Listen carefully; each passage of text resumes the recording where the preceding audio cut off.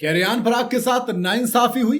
क्योंकि जब उनको आउट दिया तो बुरी तरीके से बेफर गए और वो शायद ये कहने की कोशिश कर रहे थे भैया गलत दे दिया, नहीं हुआ आउट यार। मैं थर्ड एम्पायर भी गलती कर सकता है क्या?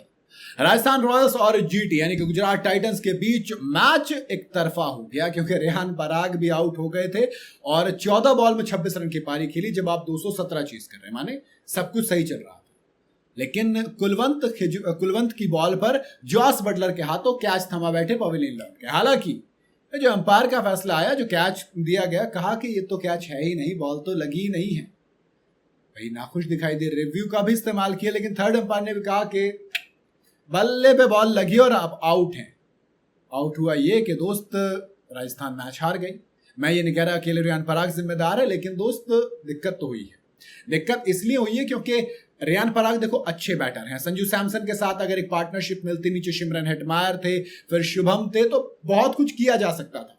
हालांकि शुरुआत अच्छी नहीं रही, 217 रन का पीछा करने उतरी थी राजस्थान रॉयल्स। यशस्वी जायसवाल हमेशा की तरह इस सीजन में फ्लॉप रहे, 6 रन बनाकर आउट हुए। इसके बाद नीतीश राणा ने भी महज 1 रन बनाया और विकेट गंवा बैठे।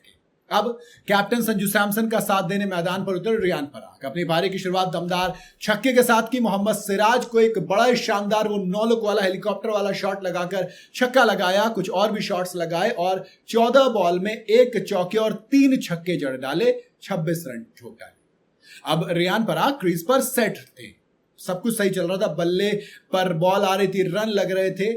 फिर जो थे शुभमन गिल, उन्होंने कुलवंत को बुला लिया कि भैया आइए और जरा बॉल संभालिए, कुछ विकेट चटकाइए। ओवर की तीसरी बॉल रियान के बल्ले का एज लगता है और जॉस बटलर के दस्तानों में बॉल चली जाती है।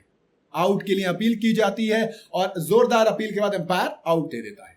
हालांकि रियान पराग एम्पायर के फैसले से नाखुश दिखाई दिया और रिव्यू का ऑप्शन था तो रिव्यू कर लिया। अब जब रिप्ले आप देखेंगे तो आप देखेंगे कि यार बॉल जो है वो बैट के पास भी है, लेकिन बैट ग्राउंड पर भी तभी है। ये अलग चीज है ना। अब यहां पर होता है डाउट। रियान पराग ने जो कहा वो बात की बात थी, जो हुआ वो सब कुछ बात है। स्नीको पर क्या होता है, जब बैट कर रहा था, जब बैट के पास बॉल थी तो जमीन पर भी लगा था, वही स्नीको में दिखाई दिया।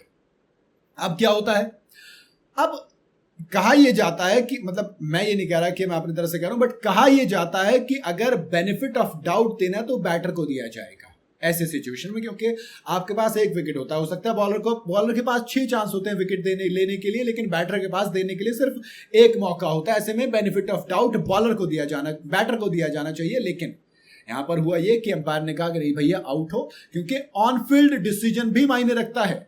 ऑन फील्ड अंपायर ने क्या कहा था, आउट है, तो वो उस चीज को भी ध्यान में रखेंगे भैया ऑन फील्ड अंपायर ने आउट दिया है, मतलब आवाज तो आई होगी अंपायर को बल्ले में भी बॉल लगने की।